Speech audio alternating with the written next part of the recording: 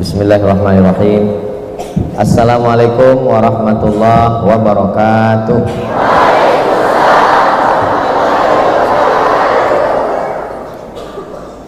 Memang cantik burung balap,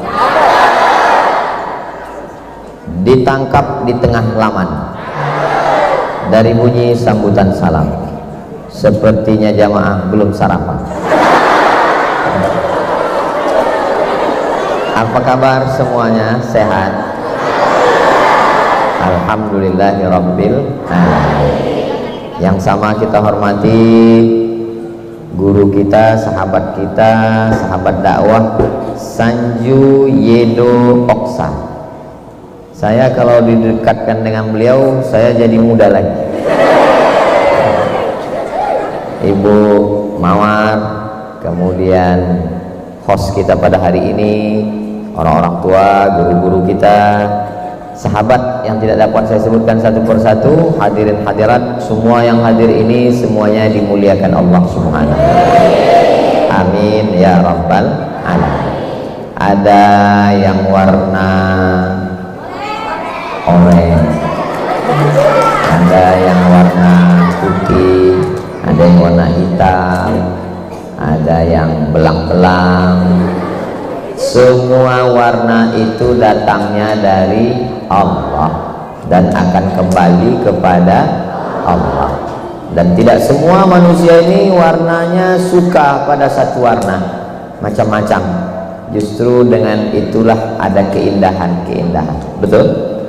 Tapi jangan omongan saya ini ditarik ke LGBT. Tema kita sudah terlalu jauh.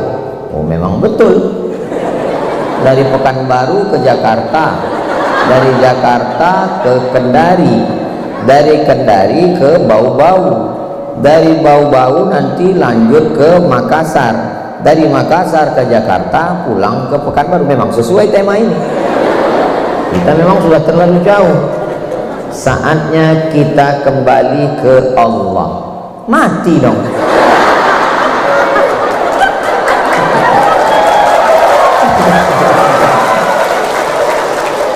Maksudnya yang selama ini sudah jauh dari jalan Allah. Allah katakan kalau mau usaha yang halal, ternyata dia silap, salah, lalu minjam riba. Itu kan udah terlalu jauh. Mudah-mudahan balik lagi ke yang halal.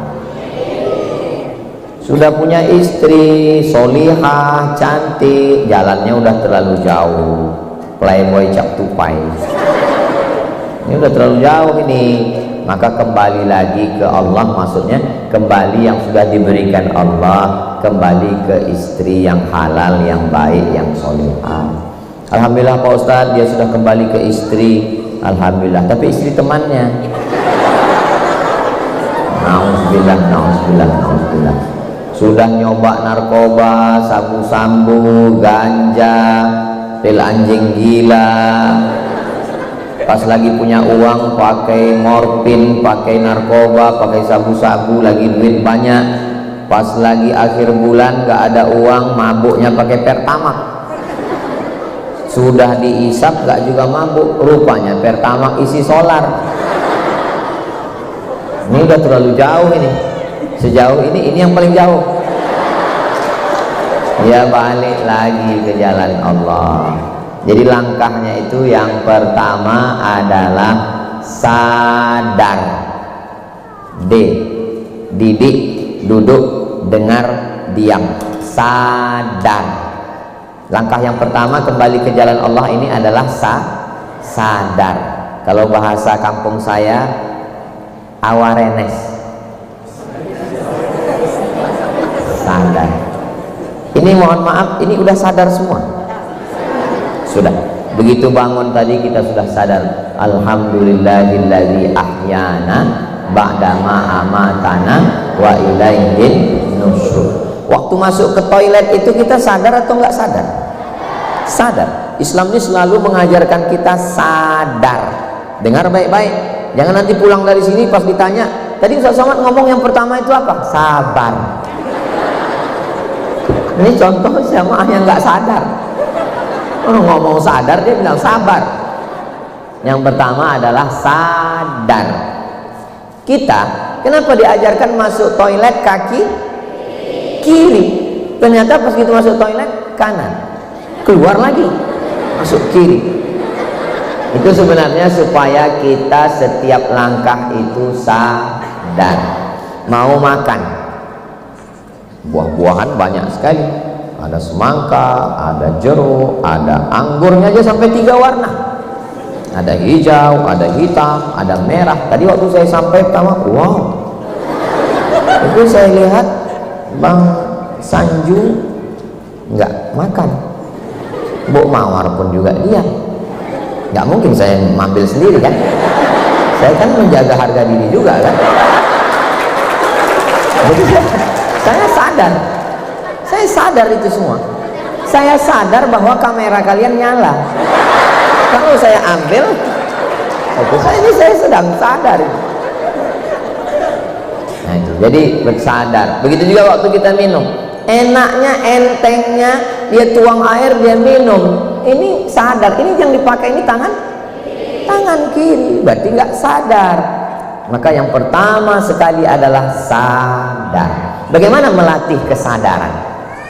Pejamkan mata, rasakan keheningan, tarik nafas dalam-dalam, rasakan hembusan nafas dari hidung, sekali tarik, sekali hembus. Melatih kesadaran dalam ilmu meditasi. Meditasi itu sebenarnya melatih kesadaran. Nafas pun disadari. Karena banyak orang nggak sadar bahwa dia sedang bernafas. Kalau waktu bernafas nggak sadar masih lumayan. Ini yang paling khawatir. Kalau anginnya keluar dari atas namanya nafas. Kalau dari bawah sama-sama angin. Tapi dia nggak sadar, keceplosan. Pas ditanya orang, kau kenapa itu? Aduh, nggak sadar gitu. Makanya banyak manusia ini kehilangan kesadaran. Jadi kalau ada suami ibu, suami mbak, suami kakak yang agak-agak hilang kesadaran, ambil air, percikkan ke wajahnya.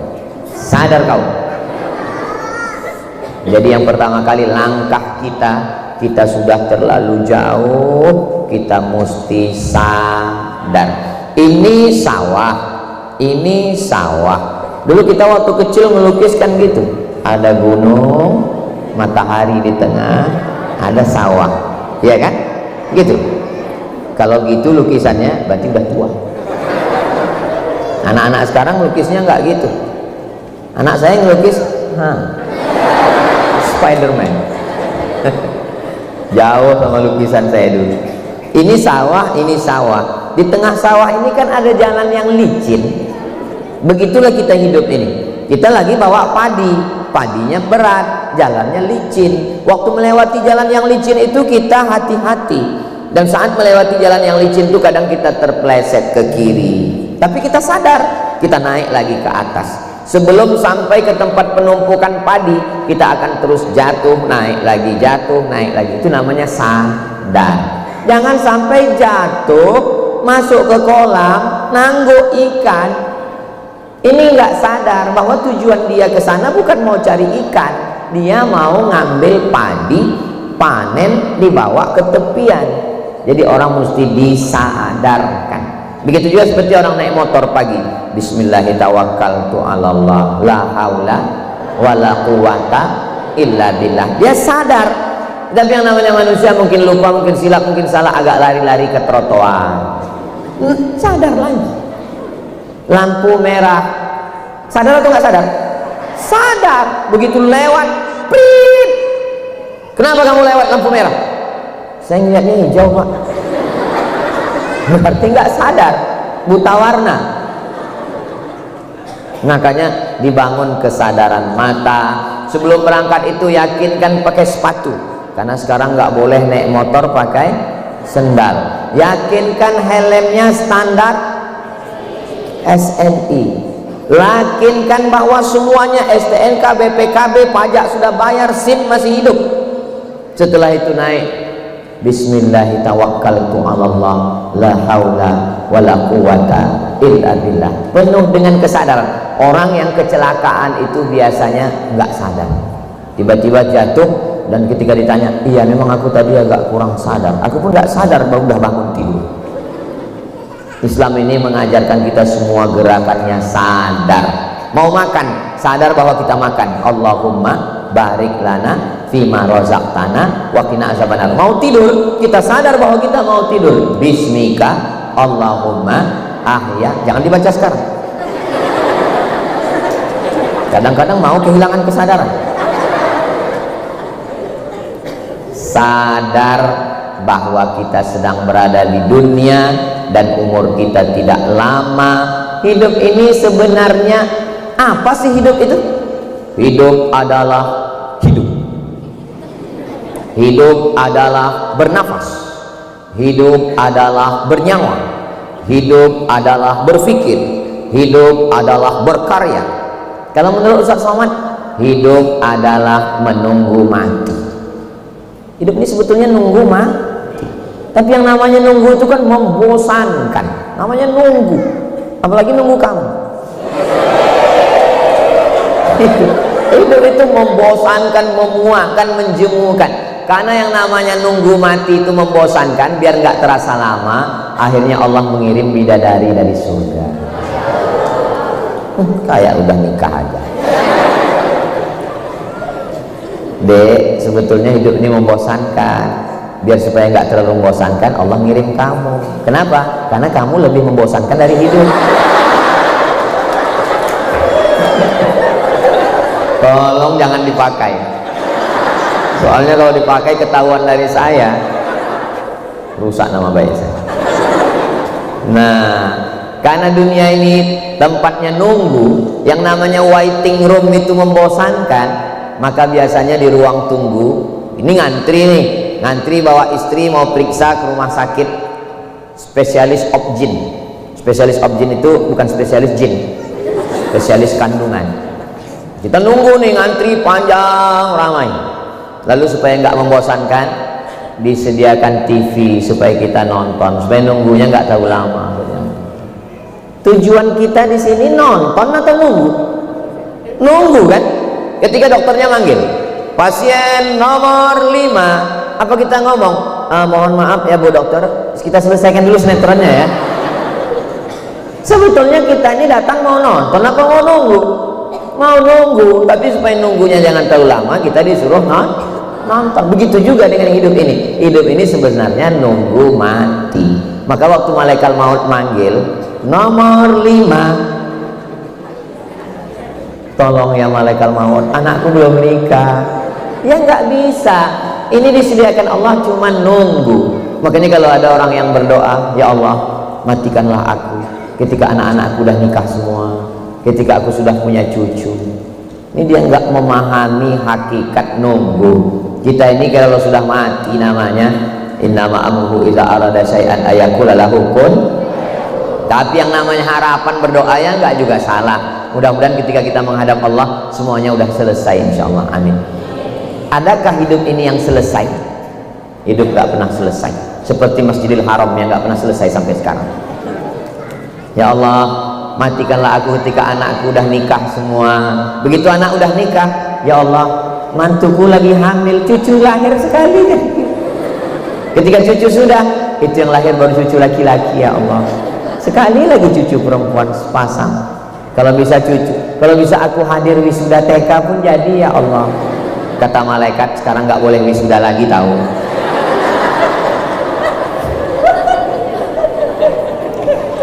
Jadi yang pertama, kalau kita mau kembali ke jalan Allah adalah sadar.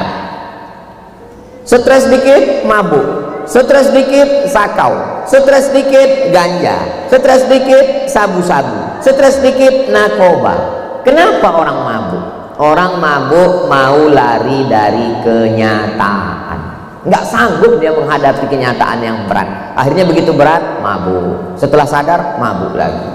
makan pil tidur, tidur, setelah bangun makan lagi. Kalau hidup cuma lari dari kenyataan, bagus kau mati. Betul? Hadapi kenyataan. Ini banyak juga nih teman-teman kita asal pagi jogging, jogging. Pasanya kau suka kali jogging. Aku memang mau lari, man. Lari apa? Lari dari kenyataan. Sadar.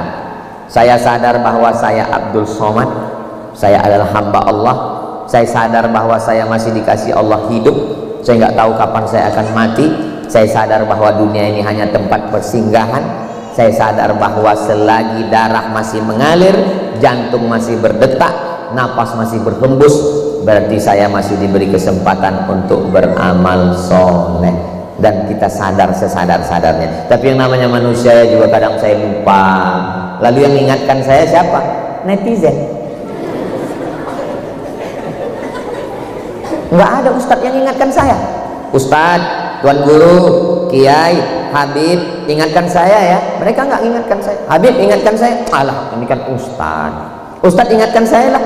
Sesama ustadz dilarang saling mengingatkan. Guru ingatkan saya. Ustadz Somad kan juga guru. Yang mengingatkan saya adalah netizen. Maka terima kasih netizen. Dan di antara netizen itu yang paling jujur mengingatkan saya adalah haters. Makanya Insta saya yang followernya 9 juta itu,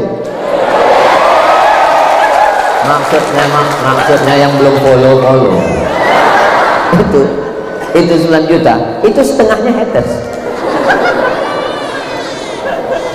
Ketika saya naik motor, apa kata dia? Katanya Ustadz hidup sederhana, tapi pakai moge mahal. Akhirnya saya pun jelaskan, ini punya jamaah bro. Jadi yang paling jujur adalah pembenci. Terima kasih haters.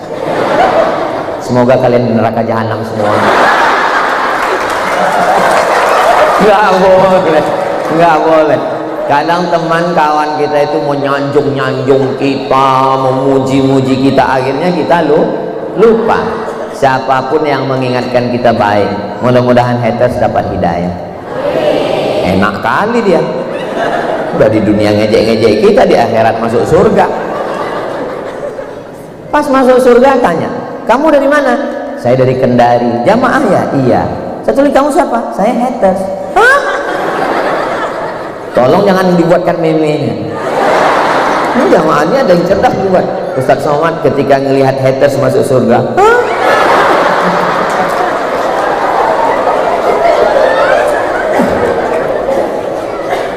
Siapapun yang menyadarkan kita, katanya Ustadz minum pakai tangan kanan, melangkah pakai kaki kanan, masuk toilet pakai kaki kiri, keluar pakai kaki kanan. Tapi dari tadi ngomong mikrofonnya pegang tangan kanan, yang nunjuk tangan kiri. Sadarkah saya bahwa peci saya miring? Enggak. Pencinta saya nggak akan pernah mengkritik. Ustadz Somad pecinya kok miring? Orang soleh memang begitu.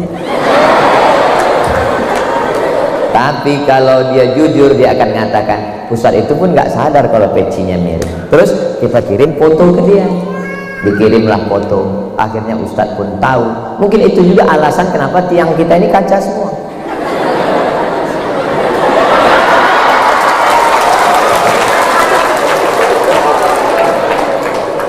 Apapun yang ada di ruangan ini membuat kita sadar.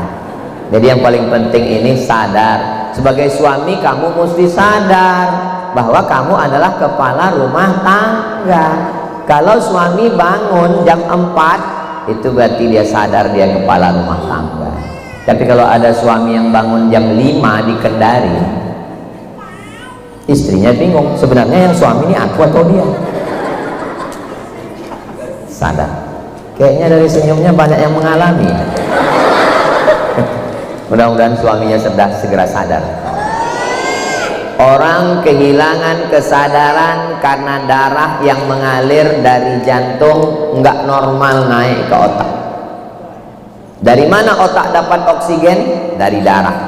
Darah yang mengalir dari jantung dihembuskan jantung nggak normal naik ke otak. Kenapa nggak normal? Karena gula. Gula kalau masuk ke dalam air, air jadi kental. Darah kita ini air. darah kita jadi kental karena banyak gula. Itu maka Ustadz Somad dikasih air putih.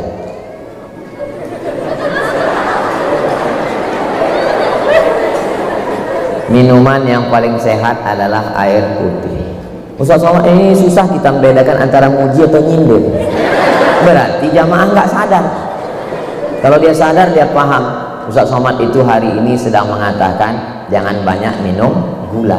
Karena tadi saya dikasih minum gula, ini sekarang dikasih gula, siang gula, malam gula, darahnya kental. Kalau darah kental, jantung berat, tersumbat, akhirnya kurang oksigen, mikirnya lambat. Makanya orang makan pil pencair darah. Apalagi yang membuat darah menjadi kental? Minyak, gorengan. Kurangi makan gorengan. Tapi saya suka makan bakwan. Makan buah, minum air putih, rajin olahraga, jangan ada santan di antara kita. Sekali-sekali boleh, nggak salah. Kehilangan kesadaran fisik disebabkan oleh materi, oleh santan, oleh gula, maka kita pun juga bisa hilang kesadaran kalau kita tidak mendekat kepada orang-orang soleh, orang baik. Kalau punya teman yang selalu mengingatkan, kita ini akan mati bro, kita ini akan mati besti, kamu kok nggak sholat, kamu kok nggak puasa, kamu kok nggak zikir, kamu udah baca Quran hari ini, kamu kok nggak ngikut pengajian. Kalau punya teman baik seperti ini, jangan dikubur sebelum mati.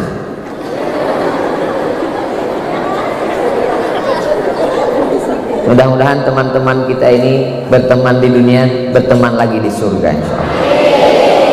Ustadz, ya. Kita nanti kalau di surga itu ketemu lagi dengan teman-teman kita. Iya, saya bilang. Aduh, saya nggak bisa ketemu dia Pak Ustadz. Sampai sekarang utangnya belum bayar. Mudah-mudahan sebelum mati kita bisa bayar utang sama. Oh, banyak juga. Jalan yang pertama adalah sadar, menemukan titik balik. Mutar sana, mutar sini, nongkrong sana, nongkrong sini, kongko sana, kongko sini, touring sana, touring sini, main sana, main sini. Iya, kalau menemukan titik balik dan kesadaran. Nongkrong sana, nongkrong sini, sakau sana, sakau sini, mati. Innalillahi wa inna ilaihi raji'un. Mudah-mudahan kita selalu sadar. Setelah sadar, lalu kemudian taubat. Cara taubatnya Pak Ustadz, mandi taubat. Mandi taubatnya di mana Pak Ustadz? Di kamar mandi. Tadi sebelum ke aula ini kami lewat kolam renang. Nggak tahu apa mereka mandi taubat, wallahu a'lam. Mereka angkat tangan. Mereka angkat tangan. Saya sengaja nggak ngelihat. Saya kan menjaga mata saya kan. Dipanggil Ustadz katanya. Tadi terpaksa.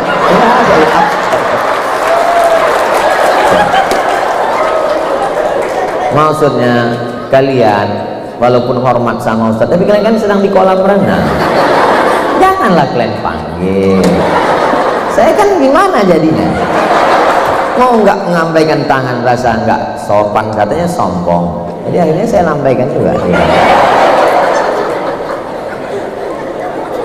Mandi taubat di kamar mandi boleh, mandi taubat di kolam renang boleh, apalagi tinggal di Kendari, pinggir laut. Tengah laut Pak Ustadz, afdol.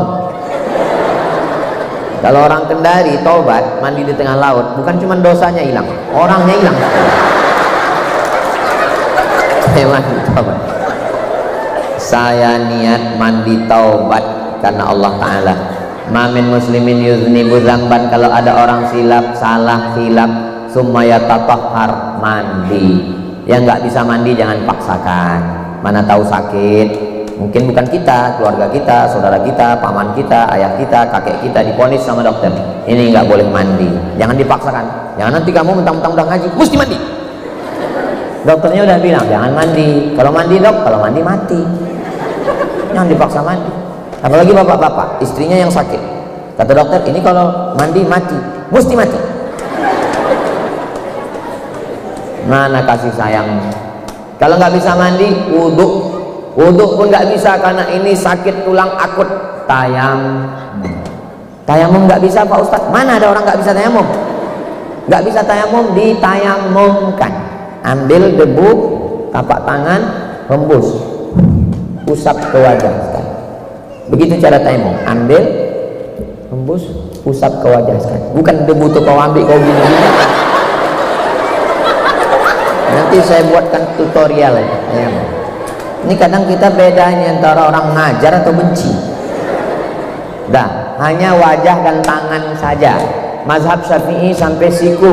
Kalau di sini banyak kabel-kabel opnam di rumah sakit, pakai mazhab Maliki sampai sini saja. Cincin jam tangan lepas supaya debunya sampai. Setelah itu sholat sunat taubat. Bagi yang pakai usolli sunat taubat.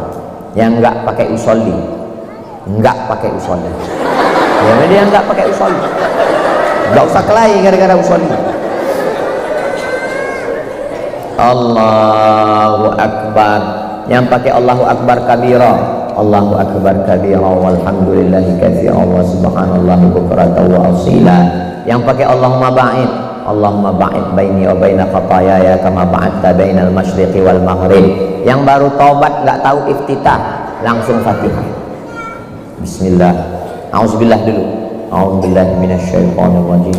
Bismillahirrahmanirrahim.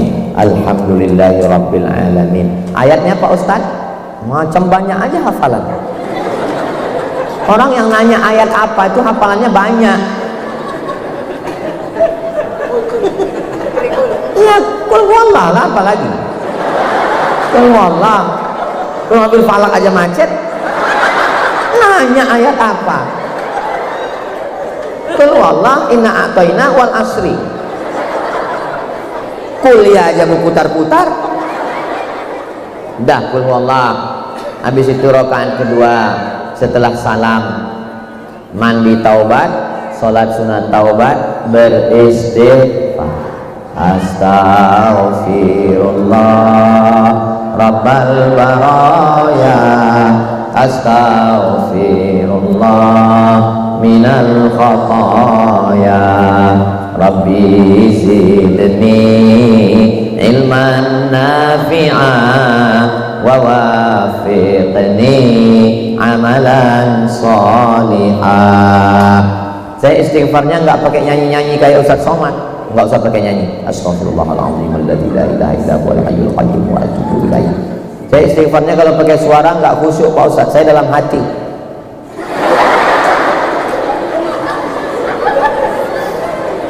Tergantung senyamannya kita masing-masing.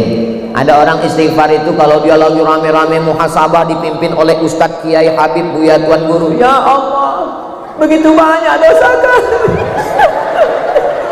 Tapi ada orang yang nggak suka rame-rame, dia maunya sendirian di tengah malam. Saya termasuk, kalau rame saya susah nangis, tapi kalau saya sendiri, udah saya coba beberapa kali rame saya payah nangis. Pernah saya diminta, Ustadz tolong bimbing kami acara malam muhasabah. Saya bilang aku nggak bisa nangis. Nggak apa-apa Pak Ustadz. Ya nggak seru dong. Ya, nggak apa-apa, saya coba. Habis sholat tahajud malam, ya Allah begitu banyak dosa kami ya Allah, ampunkan silap salah kami. Saya lihat nggak ada yang nangis.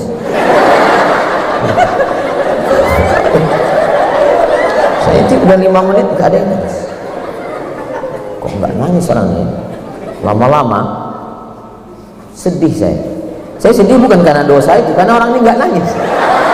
Lama-lama nangis juga saya. Nangis saya di akhir itu. Akhirnya orang itu pun nangis. Selesai hidup lampu lagi. Biasa muhasabah lampu diredup kecil. Malam Ramadan hidup lampu lagi. Saya nanya, kalian kok nangis? Kami pun nggak tahu Ustaz. Saya kalau nangis itu kalau cerita tentang ibu. Maka kalau disuruh cerita, ada 2 selalu pengajian yang saya hindari. Pertama kalau judulnya tentang ibu, yang kedua tentang nabi. Nah itu kalau udah ibu, nabi. Kenapa saya nggak mau nangis waktu ceramah? Kalau saya nangis, jamaahnya nangis, terus yang ngaji siapa? Itu nggak saya mau. Jadi pas maju di sini saya lihat judulnya kita sudah terlalu jauh saatnya kembali ke Allah. Alhamdulillah. Berarti tidak dua, bukan ibu, bukan nabi. Tapi kalau udah cerita nabi meninggal, sudah berat tuh, untuk menahan emosi di dalam. Jadi tergantung kita masing-masing. Ibu biasanya bisa nangis itu rame atau sendiri? Saya sendiri Pak Ustaz. Tapi dia dari mulai tanggal 25. Memang ada model gitu. Jadi Bu Mawar kalau mau buat pengajian, dibuat dulu surveinya Bu. Di tanggal-tanggal berapa hati mereka lembut? Awal bulan. Masya Allah. Nah, jadi yang pertama adalah sadar. Setelah sadar baru taubat. Jangan dibalik. Banyak orang taubat tapi dalam keadaan tidak sadar. Saya banyak ketemu orang taubat tapi nggak sadar. Saya nih Pak Ustadz, preman tengik. Semua minuman sudah saya coba, dari mulai botol besar sampai botol kecil. Semua perempuan. Jadi lama saya menung jamaah-jamaah yang model begini. Ini dari omongannya dia sudah taubat tapi belum sadar. Orang taubat nggak begitu. Orang taubat itu malu cerita dosanya, bukan bangga. Ini malah bangga. Saya ini preman dulu Pak Ustadz. Untung saya nggak preman. Kalau saya preman, memangnya kau mau apa? Sadar dulu. Setelah sadar baru taubat. Jangan taubat dulu. Orang kalau taubat, orang taubat dia taubat juga. Orang hijrah dia hijrah juga. Orang ngaji dia ngaji juga, tapi nggak sadar. Ngaji ini membuat kita sadar. Doakan supaya yang ceramahnya juga sadar. Sadar diri, sadar pikiran, sadar kita siapa, sadar kita mau kemana, sadar kita diciptakan dari apa, sadar kita untuk apa di sini, dan pada akhirnya kita semua nanti akan menghadap Allah Subhanahu wa Ta'ala. Ustaz, ya, kalau kita sudah taubat itu semua dosa kita bersih sebersih kecuali hutang. Saya nggak mau pulang dari sini aku sudah bersih. Utang kapan bayar bro? Bersih. Dulu pernah minum khamar, bersih. Dulu pernah buat maksiat, bersih. Mudah-mudahan Allah menerima taubat kita semua. Jangan lupa itu istighfar. Tadi saya bangun, habis bangun sholat sunat, menunggu azan. Saya amalan 3 ini jangan sampai tinggal. Istighfar 100, sholawat 100, la ilaha illallah 100. Sholat sunat wudhu, sholat sunat taubat, sholat sunat tahajud, sholat sunat hajat. Habis itu istighfar 100, sholawat 100, la ilaha illallah 100. Saya duduk nunggu azan subuh. Nggak kedengaran. Saya buka jendela, sudah terang. Rupanya jam masih jam Pekanbaru.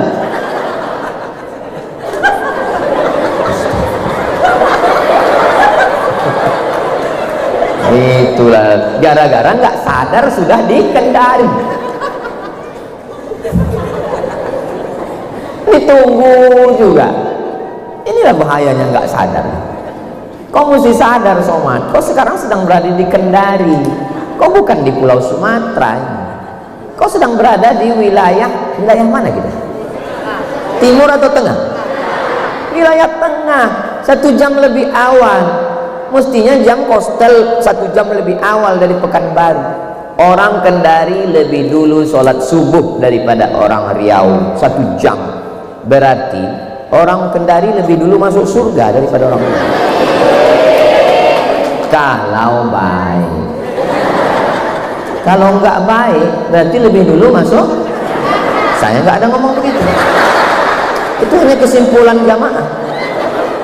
Itulah pentingnya sadar. Setelah sadar kita bersihkan diri. Syarat taubat ada 3. An-nadamu fil qalbi, menyesal dalam hati. Wal iqraru bil lisani, nyatakan dengan lisan astagfirullah.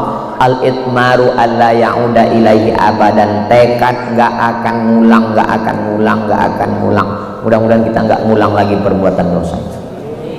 Tadi Pak Ustaz syarat yang kedua tuh mesti ngomong di mulut, ngomongnya sama Allah. Ampunkan dosaku ya Allah, kepada manusia nggak usah ngomong, nggak usah kau ceritakan. Yang sudah ditutup Allah jangan lagi dibukakan kepada manusia. Suami-suami yang kalian ini Fir'aun, yang kalian genderuwo, ngakunya sama Allah aja, jangan ngaku sama istri, karena istri kalian belum tentu siap menerima kalian. Betul, Bu?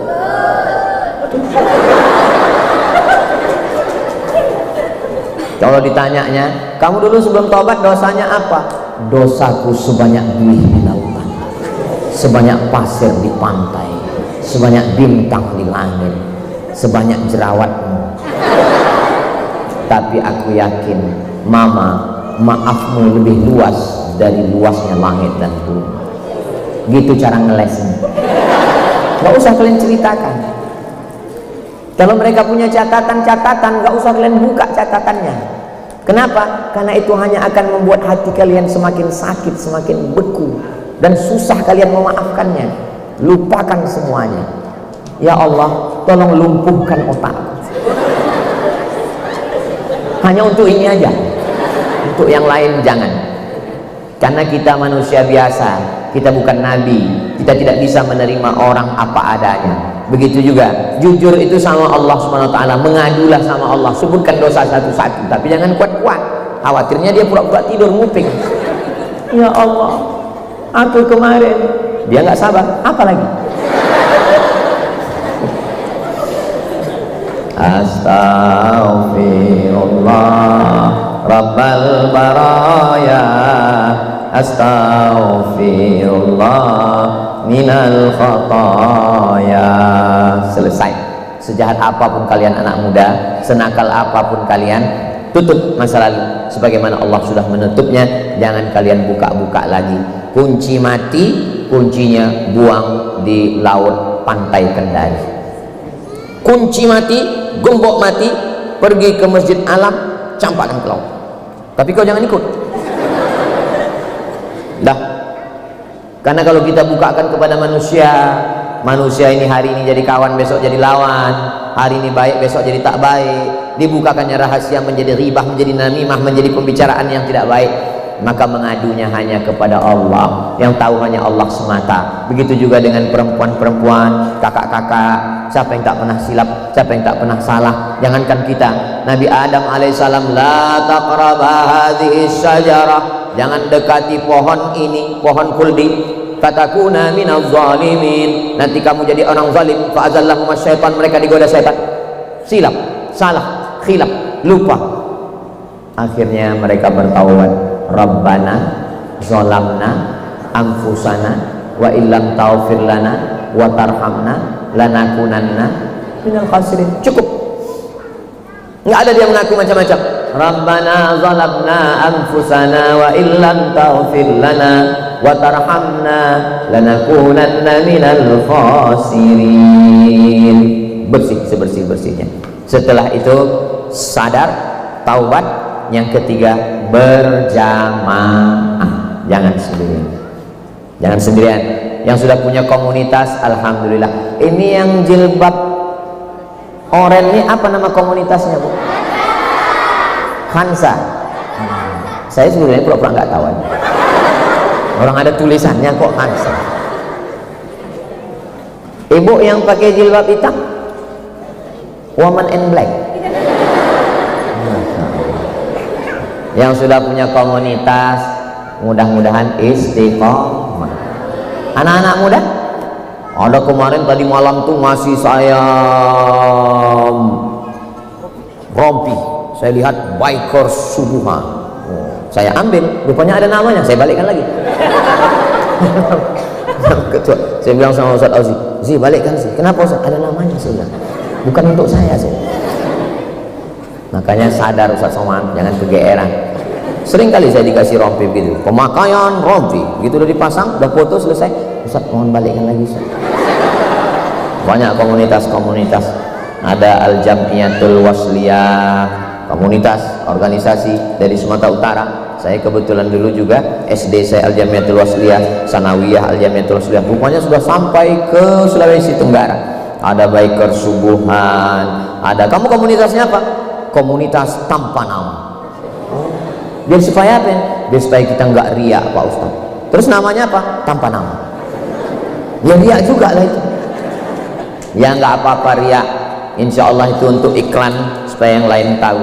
Jadi adik-adik yang punya komunitas, jangan kelahi antar komunitas, jangan ejek-ejek, jangan olok-olok, warna-warni indah, tapi semua tujuannya satu, la ilaha illallah Muhammadur Rasulullah sallallahu alaihi wasallam. Terus kalau sudah hijrah, sadar sudah, taubat sudah, berkomunitas sudah. Di komunitas tolong buat acaranya ngaji sosial, ngaji keilmuan, sosial silaturahim. Kalau ngaji jangan mau nunjukkan mobilnya mewah, gelangnya, cincinnya, motornya, betul-betul mau ngaji. Kalau mau ngaji bukan mau menunjukkan skincare-nya yang masih kredit belum lunas, memang betul-betul mau ngaji. Setelah itu namanya didata, nomor handphonenya, alamatnya, pekerjaannya. Mungkin di komunitas ini ada yang punya catering, lalu ada yang mau nikahkan anak, ketemunya di ngaji. Saya kebetulan mau nikahkan anak saya, kamu punya catering? Iya. Tapi jangan mentang-mentang satu komunitas nawarnya membunuh. Kalau kamu satu porsinya berapa ya? 50.000. Kalau 5.000 gimana? Kalau ada ibu yang punya catering, terus komunitas kita nawar begitu, bilang izin sebentar ya, aku mau ke belakang. Dawat apa ini? Kopi Mirna. Maksudnya, nggak usah kau tawar, kau bunuh aja aku. Sama-sama satu komunitas itu bukan berarti gratis, bukan berarti membunuh. Ngaji ya ngaji, jamaah ya jamaah, bisnis is bisnis. Mobil dibawa sama tim, ganti 5 ban, 4 ban tambah ban servis. Ustadz, ya, kata yang punya katanya gratis. Mana nomor handphone? Kalau gratis, saya nggak mau lagi servis di situ. Wal awal wal akhir. Ini yang pertama dan terakhir. Tapi kalau bayar, saya akan langganan ke kamu. Pilih mana? Pilih langganan Pak Ustadz, bayar. Saya nggak mau setiap melihat wajah saya dia gratis. Tengoknya wajah ini gratis. Jangan rusak hubungan kita dengan ini. Saya mampir ke rumah makan, oh sup tunjang, nendang banget ini. Akhirnya saya makan. Setelah makan, kata yang punya katanya nggak usah bayar Pak Ustadz. Kasih tahu sama dia, kalau nggak bayar, aku terakhir datang ke sini. Tapi kalau bayar, nanti aku akan terus ini, enak ini masakan. Kalau gitu jalan tengah Pak Ustadz. Apa kata dia? Diskon. Oke. Jangan rusak hubungan kita. Jangan mentang-mentang satu komunitas lalu hukum berubah.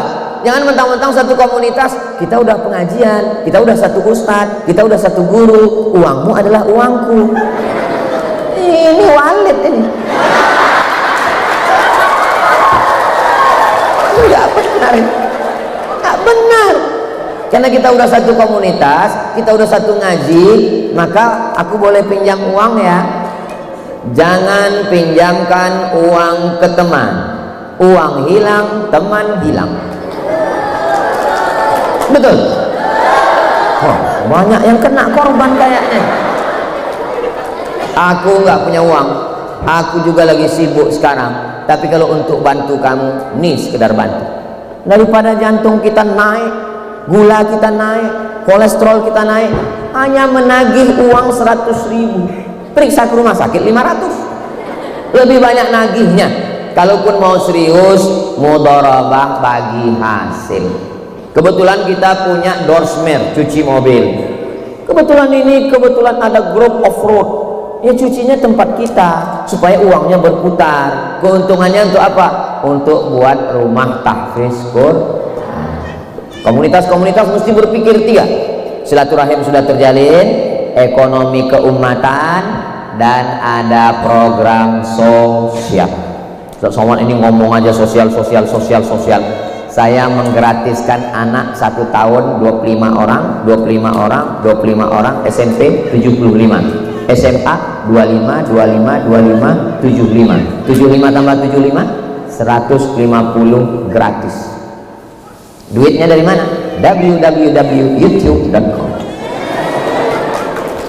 Semua hasil YouTube channel Ustadz Abdul Somad Official itu yang ibu tonton, jangan lupa subscribe, like, share, and comment. Itu semua uangnya nggak pernah mampir ke rekening Abdul Somad, semuanya langsung masuk ke yayasan, gaji guru, beli beras, beli minyak. Jangan tepuk tangan.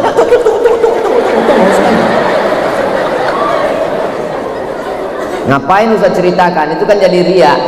Saya ceritakan supaya menjadi inspirasi buat yang lain. Saya ceritakan supaya jangan ada fitnah ke saya. Ini banyak orang fitnah saya. Abdul Somad mobil baru, itu pasti duitnya dari YouTube. Kau tahu dari mana? Suara knalpotnya tuk tuk tuk tuk tuk.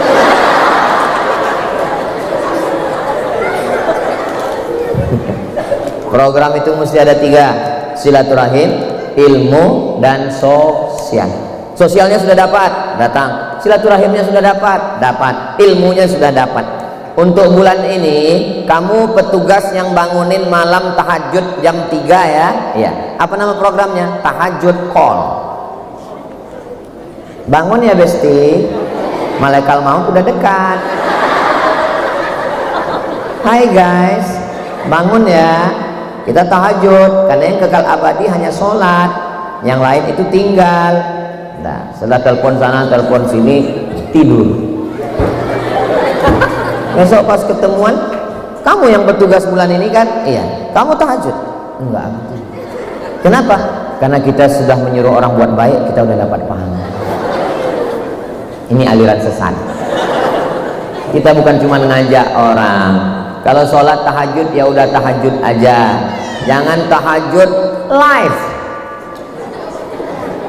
Kamera menyala abangku. Sholli sunnat tahajud. Orang sholat tahajud ngeliat tempat sujud, dia ngeliat like berapa. Allah. Jangan rusak. Bangunkan orang bagus, ngajak orang bagus. Alhamdulillah Pak Ustadz, kami udah punya komunitas anak-anak muda Pak Ustadz. Apa judulnya? Playboy Cap Tupai. Tupai hijrah Pak Ustadz. Bertobat semua kami Pak Ustadz. Terus siapa yang kamu telepon? Ya pacar saya. Hah? Tapi katanya sudah tobat. Tobat kok masih pacaran? Ini pacaran syariah Pak Ustaz. Kami pun manggilnya sholat ya ukhti. Bulan pertama ya akhi ya ukhti. Bulan kedua ya abi ya ummi. Bulan ketiga ya almarhum ya almarhumah. Setan gak pernah ngajak berzina. La taqrabuz zina, jangan mendekati zina. Setan nggak pernah mengajak ayo berzina, enggak. Dia awali dari satu grup, tukar-tukaran nomor, ngajak informasi pengajian, berawal dari tukar-tukar curhatan, berakhir pada tukar cairan. Ustaz ngomongin dengan begitu Pak Ustaz menjijikkan, mendengarnya aja menjijikkan, apalagi melakukannya. Ya Allah selamatkan kami semua dari perbuatan maksiat. Ustaz nggak layak ngomong begitu Pak Ustaz, ngomongnya aja nggak layak, apalagi melakukannya. Kamu kenapa call dia? Kamu kenapa tukar handphone sama dia? Kamu kenapa hubungan dengannya? Dia udah macam abang saya, dia udah macam saudara saya, dia sudah macam keluarga saya. Berawal dari macam, berakhir dengan macam-macam. Waspada. Saudara yang dimuliakan Allah SWT, kalau ada satu grup pengajian, satu ngaji, satu ustadz, satu grup, satu kelompok, satu komunitas mulai memuji-muji, kamu seperti bidadari ya. Kamu nggak pakai make up tapi kelihatannya bekas cahaya wudhu ya, cahaya tahajud ya. Kalau dia bukan ayahmu, dia bukan kakekmu, dia bukan abangmu, dia bukan adikmu, dia bukan suamimu, dan dia bukan keluargamu, yakinlah dia buaya darat. Dosa perempuan bukan membuka aurat, dosa perempuan bukan membuka rambut, itu udah jelas dosa. Dosa perempuan adalah mesra kepada orang yang tidak layak untuk dimesrai. Kapan kita pengajian lagi? Nggak tahu. Kira-kira nanti di hotel mana ya? Tanya aja tim. Ustadz Somad jadi nggak datang, bukan urusan saya. Memang zaman sekarang mesti jutek. Kamu nanti datang ngaji? Iya. Jangan. Ustadz enak aja ngomong begitu. Ustadz kan udah nikah. Ustadz kan ustadz. Tidak ada perempuan yang boleh komunikasi ke saya kecuali istri saya. Kenapa? Karena saya pun berpotensi untuk menjadi setan. Itu pesan ibu saya. Kata ibu saya, kau hati-hati, kau ustad. Aku nih ustad mak, setannya ustad juga. Aku nih dari Al-Azhar Mesir mak, setan yang menggoda kau lulusan Kairo juga, lulusan Fir'aun. Semua ada peluang untuk melakukan perbuatan dosa. Handphone saya ini nggak ada passwordnya, maka kalau di rumah istri saya mau lihat, tapi dia nggak pernah melihat, nggak pernah sekalipun diperiksa. Ustaz kok tahu? Saya intip juga dari jauh. Memang ada password, memang nggak ada password. Saya bilang sama dia, aku bilang aku nggak mau ada kecurigaan antara kita. Ini nggak ada password, dibuka langsung terbuka, langsung nggak ada. Saya letakkan di sini, tapi sambil main sama Sami saya tengok juga. Dan handphone dia pun nggak ada password, dan saya tidak pernah membuka-buka handphone dia. Hubungan kita adalah trust, hubungan kita adalah kepercayaan. Ini penting. Mudah-mudahan adik-adik yang belum nikah dapat jodoh yang baik-baik. Banyak sekali yang belum nikah. Saya tengok yang belum, yang bilang amin tadi kayaknya anak udah 3. Itu anak-anak kami Pak Ustadz. Semua ini sudah ada jodohnya, cuman belum kelihatan. Itu aja. Bayangkan kalau kita lahir langsung kelihatan, kan nggak enak hidup ini. Coba bayangkan lahir, begitu TK langsung dikasih tahu, itu jodohmu. Saya langsung lemas. Itu.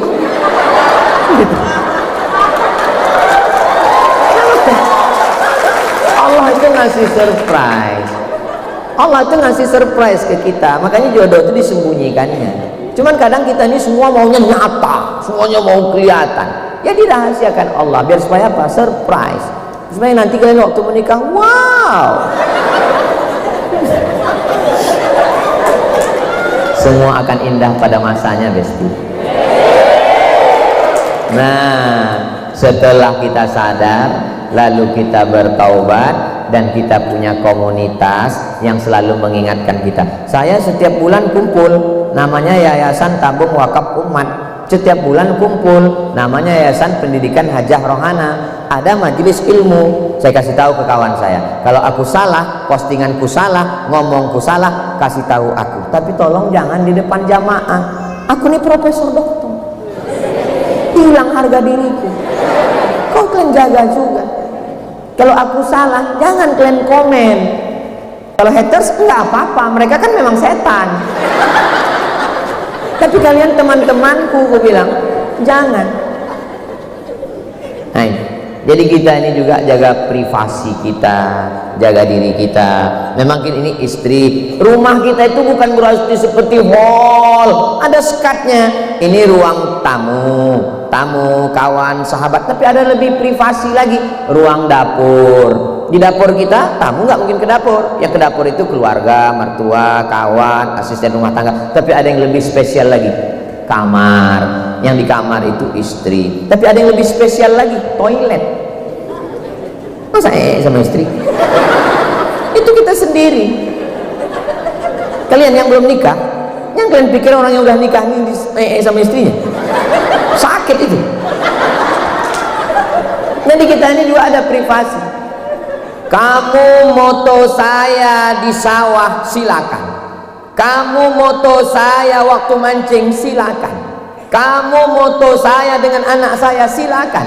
Kamu moto saya dengan istri saya, silakan. Kamu moto saya di kampung saya, silakan. Tapi kalau sampai kamu moto ijazah saya akan balas. Saya akan gigit kamu. Kita mesti punya privasi. Jangan sampai semuanya diekspos. Ibu nggak boleh ekspos semuanya. Dikit, mas. Dikit-dikit diekspos, dikit-dikit diekspos. Kalaupun mau ekspos dikit aja. Saya dengan anak saya ada juga saya ekspos. Tapi dengan istri saya ada pernah saya posting. Kalaupun posting rame-rame. Kalau mau posting ibu rame-rame, ini rame-rame, ambil fotonya yang dari depan, foto yang kira-kira wajah ibu kalaupun dibesarkan hilang. Nanti fotonya ambil dari sini rame, foto apa tuh. Kalaupun nanti dia mau besar lagi hilang. Sama mirip semua. Jangan sampai buat. Kenapa? Ada orang yang diam-diam, bukan tetangga ibu, bukan teman, bukan kawan, bukan sahabat, tapi selalu mengikuti foto ibu dan dia jatuh cinta. Hati-hati. Setiap hari dia buka FB ibu, setiap hari dia lihat Instagram ibu. Ibu tidak kenal dengan dia dan dia jatuh cinta dengan ibu. Foto ibu dia cetak, foto ibu dia simpan. Siapakah dia? Mana saya tahu. Tapi dia ada. Maka kalau mau posting rame-rame nggak apa-apa. Yang lalu-lalu ya kalau masih bisa di-delete, di-delete. Ini komunitas ini untuk menjaga kita semua. Siapa sahabat kita yang paling baik? Sahabat yang menunjukkan segala kelemahan-kelemahan kita. Yang keempat, sadar, taubat, berkomunitas berjamaah. Yang keempat, insya Allah istiqomah. Mudah-mudahan kita semua istiqomah. Bro, ayo kita dugem ya. Dugem itu maksudnya duduk sambil gemetar. Aku sudah taubat. Aku sudah sadar bahwa kehidupan ini hanya sementara. Aku sudah sadar bahwa kita akan mati menghadap Allah. Maka kalau kau ngajak dugem, tidak. Dan aku sudah berkomunitas, aku sudah ngaji. Aku yang bayar, oke. Ini belum istiqomah. Kalau istiqomah itu siapapun yang ngajak, yang kita jalan malam ini, aku sudah hijrah, aku sadar, aku taubat, aku sudah berkomunitas dan aku istiqomah. Sebentar aja jalan kita, tidak, say no to bonceng. Terus hubungan kita gimana? Ya terserah kamu lah. Enak aja kamu ngomong begitu. Sudah 5 tahun hubungan kita, berarti nasibku sama seperti roti, dibuka, dijilat, dicelupin tapi tidak dimakan-makan. Kalian mesti bertanggung jawab. Laki-laki yang baik bukan laki-laki yang datang membawa mawar, tapi yang datang membawa mahar. Bertanggung jawab. Jangan anak gadis orang sudah babak belur, datang mertuanya, calon mertua bapaknya nanya, kapan kamu menikahi anak saya? Saya sudah bertaubat. Datang bapaknya ke dapur, sebentar ya, bawanya perang panjang. Aku pun sudah taubat juga, dan aku mau berjihad fisabilillah. Mati kamu. Jadilah laki-laki yang bertanggung jawab. Bayangkan kalau kalian punya anak perempuan, kalian punya adik perempuan, kalian punya saudari perempuan. Saya memang nggak punya anak perempuan. Anak pertama Mizyan Hazik Abdillah, yang kedua Sami Ahmad Misbahi Ibadillah. Dua-duanya laki-laki. Tapi melihat anak perempuan tadi di rumah tahfiz Quran Raudhatul Jannah, saya salaman dengan anak perempuan, saya usap kepala mereka. Inilah anak-anak perempuan. Melihat anak perempuan, melihat anak perempuan ingat anak kita, bagus. Melihat ibu-ibu perempuan ingat ibu kita, bagus. Asal jangan melihat istri orang lupa bini kita. Jadi jangan melihat perempuan itu sebagai objek. Perempuan itu adalah saudari kita, perempuan itu adik kita, perempuan itu kakak kita, perempuan itu perempuan yang kita lindungi. Maka insya Allah kalian tidak akan menyia-nyiakan perempuan. Mudah-mudahan anak-anak perempuan kalian juga tidak disia-siakan orang lain, insya Allah. Jadi istiqomah. Doakan supaya Ustaz Somad istiqomah. Saya setiap ketemu Habib, kiai, ulama, tuan guru, pas salaman mau pulang, Ustadz Habib saya izin mau pulang ya. Iya. Pas cipika-cipiki, pas di telinga kanan, pasti pesan mereka satu, doakan saya istiqomah. Saya ketemu dengan Syekh Fulan, doakan saya istiqomah. Kenapa ulama-ulama besar yang hebat-hebat itu doanya minta istiqomah, karena semua amal kita ini seperti debu yang dihembus angin. Kalau tidak istiqomah, doakan Ustaz Somad supaya istiqomah. Ustaz memang ada godaannya. Oh, kalian aja yang nggak tahu. Tapi handphone Ustaz pasti dilihat ustazah. Handphone insya Allah selamat. Tapi DM itu komen-komen di Instagram, komen-komen di YouTube itu memang Ustaz baca semua. Saya nggak baca semua, tapi beberapa saya ingat. Ustaz, jadikan aku yang kedua ya. Mikro.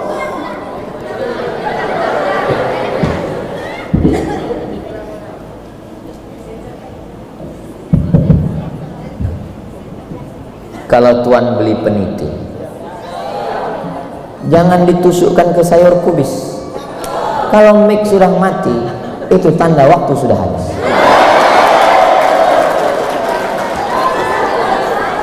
Sadar, taubat, berjamaah, istiqomah.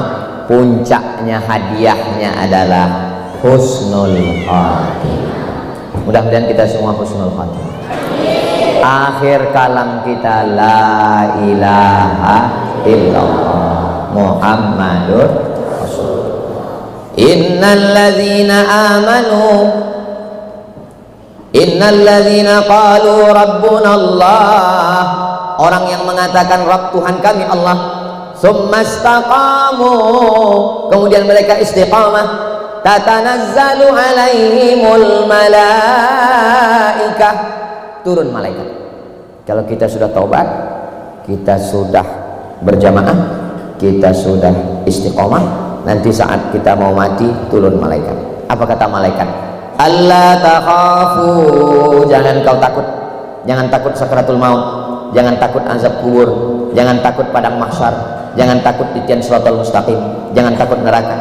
Wala tahzanu, jangan sedih meninggalkan anak, jangan sedih meninggalkan istri, jangan sedih meninggalkan rumah, jangan sedih meninggalkan jamaah. Wa abshiru bil jannati allati kuntum tu'adun, berbahagialah kau mendapatkan surga yang dijanjikan Allah Subhanahu wa ta'ala. Dan kita semuanya mati, sebelum mati itu kita sudah melihat malaikat mengepakkan sayapnya, dan kelihatan di sayap itu bahwa kita masuk surga dan bertetangga dengan kawan-kawan kita semua. Maka saat malaikat itu mencabut nyawa, wajah tersenyum. Pas dibuka penutupnya, kenapa dia senyum? Karena dia sudah melihat tempatnya di surga. Doakan Ustadzul Somad mengalami seperti itu insya Allah. Saya mau kalau saya mati, saya melihat tempat saya, dan saat melihat tempat itu, disitulah malaikat mencabut nyawa, sehingga kita tidak terlalu merasakan sakit. Ini kontradiktif Pak Ustadz.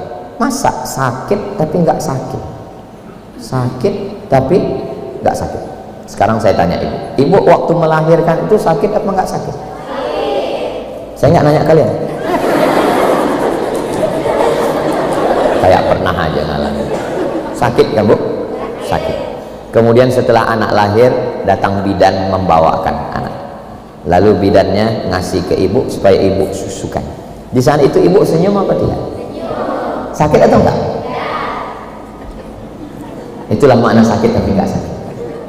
Padahal sakit. 9 bulan 10 hari mengandung. Di Kendari ngandung masih 9 bulan 10 hari.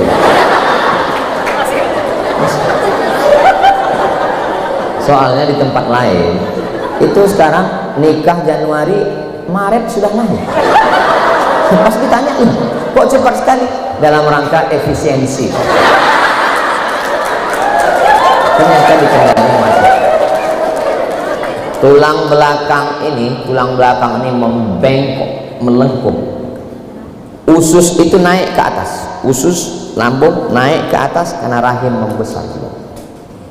Kulit, tangan, leher menghitam. Sebelum mengandung memang udah hitam.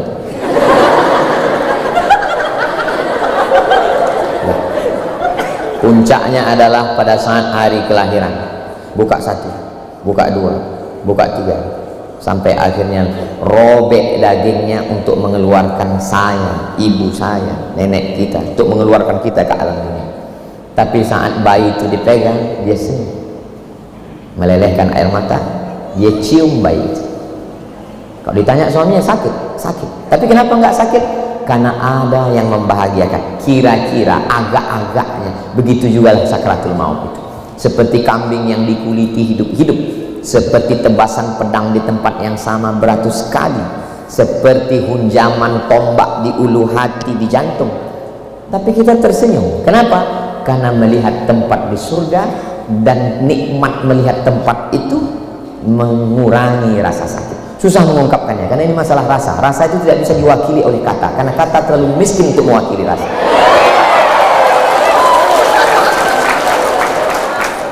Andai saya berusaha untuk merangkai kata untuk mewakili rasa, kata juga selalu berdusta.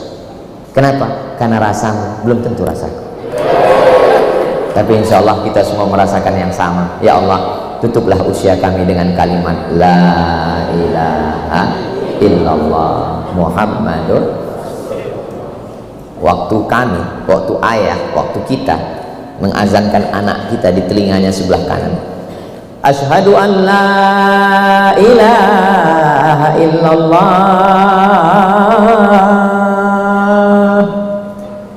Kami laki-laki saat mengazankan kalian, anak-anakku perempuan, kami nggak minta apa-apa, kami nggak minta balasan apa-apa, kami cuma minta balasan satu. Saat kami terbujur kaku di ruang ICU, kalianlah yang membisikkan ke telinga kami sebelah kanan, La ilaha illallah. Kalau anak nggak ada, mudah-mudahan istri. Makanya nanti malam kalau suami ibu payah bangun subuh, cobalah jurusnya La ilaha illallah. Insya Allah bangun deh. Ibu udah pernah nyoba? Belum? Coba malam ini.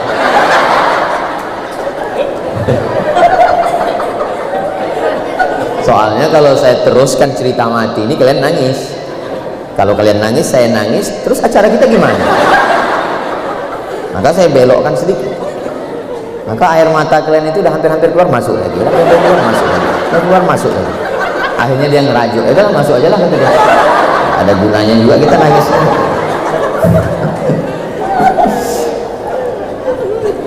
Insya Allah kita meninggal dalam keadaan tersenyum.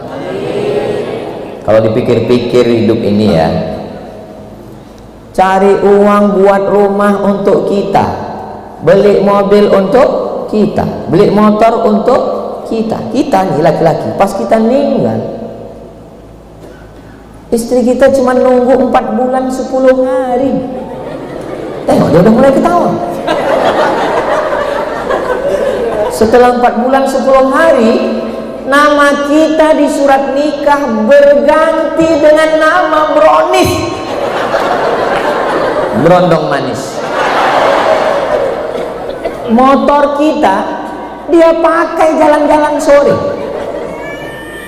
motor kita dia naiki, mobil kita dia naiki, bini kita dia naiki. Ini cerita antar kami laki-laki. Apa yang mau diharapkan dari dunia ini? Apa yang diharapkan? Tapi Pak Ustadz dia mengatakan, kau adalah buah hatiku, buah cintaku, siang dan malam terbayang-bayang, malam tak tidur tak lelap, makan tak kenyang. Akhirlah semua kedustaan ini. Kita semua akan, tapi jangan gara-gara ini lalu kalian pulang kelahi. Saya nggak mau.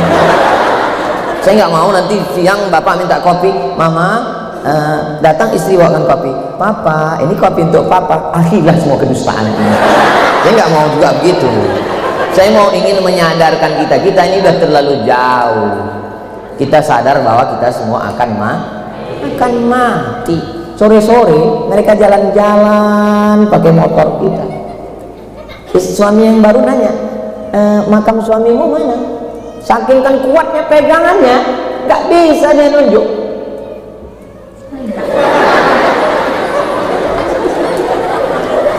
Aku tahu kalimat ini menyakitkan bagi kalian ya. Aku tahu. Tapi kalau nggak aku jelaskan, kalian nggak sadar bahwa kita ini hanya setumpuk daging busuk yang akan dimakan cacing tanah. Kita ini bukan apa-apa dan bukan siapa-siapa. mau polisi, mau tentara, mau penguasa, mau rakyat jelata, semuanya akan mati masuk ke lubang tanah. Tapi jangan habis ngaji ini semua bawaannya mau mati. Saya nggak mau setelah ini semua rapat pengajian, gimana visi misi kita ke depan. Udah, aku mau mati. Makin semangat, insya Allah istrinya masuk surga, suaminya juga masuk surga, insya Allah. Ibu mau masuk surga sama bapak? Alhamdulillah. Bapak mau masuk surga sama ibu?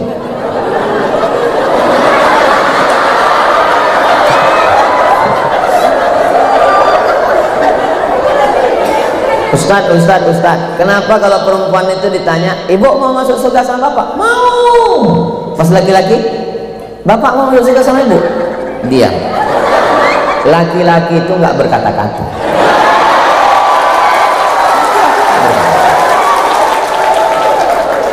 Laki-laki itu memang nggak ngomong. Laki-laki itu nggak berkata-kata. Tiba-tiba gila, tiba-tiba mati. Ya laki-laki memang gitu emang.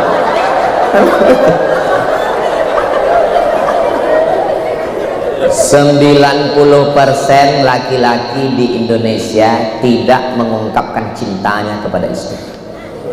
Kalau ada suami ibu yang nggak pernah bilang I love you, berarti masuk yang dalam 90%.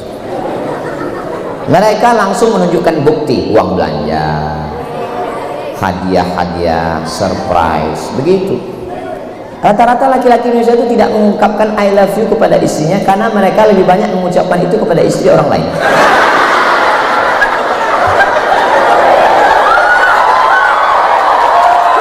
Tapi ini nggak ada di Kendari.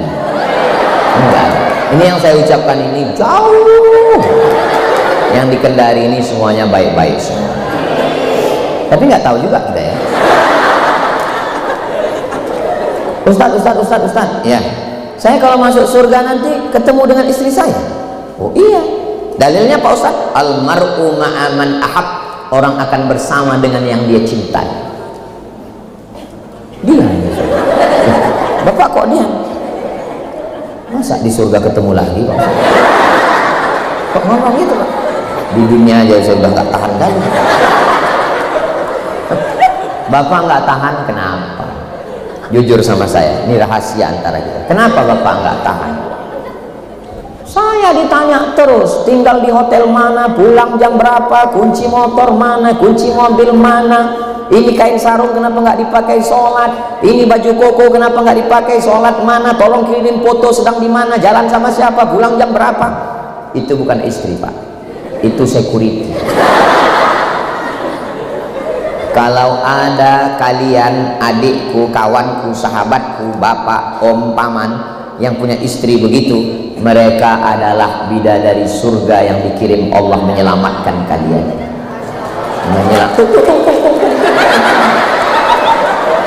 Menyelamatkan kalian dari pelakor, menyelamatkan kalian dari selingkuh, menyelamatkan kalian dari zina, menyelamatkan kalian dari riba, menyelamatkan kalian dari fitnah akhir zaman yang luar biasa.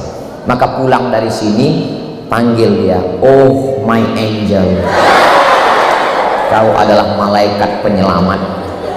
Selama ibu tidak berhenti bertanya kau pulang jam berapa, kau bawa mana, kau sholat atau tidak, berarti masih ada malaikat sang penyelamat di rumah tangga kita.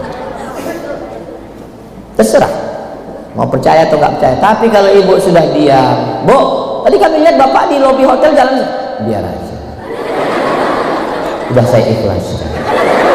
Ya Allah, kalau mau ambil.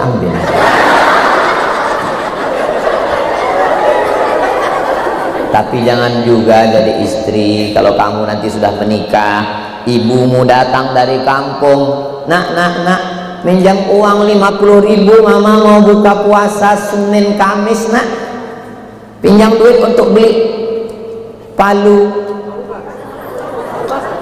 basah, saya mau buka puasa, nak, pinjam 50.000 dulu. Sebentar ya Ma, duit dipegang istriku semua. Ibumu yang melahirkanmu meregang nyawa, tapi duitmu semua habis dia pegang. Kalau ada model suami model begini, ini kalau mati nanti di akhirat, ini tidak kena azab kubur. Karena pas malaikat mau mengazab, Kata malaikat satu lagi, yang ini nggak usah kita azab. Kenapa? Udah azab kali di dunia.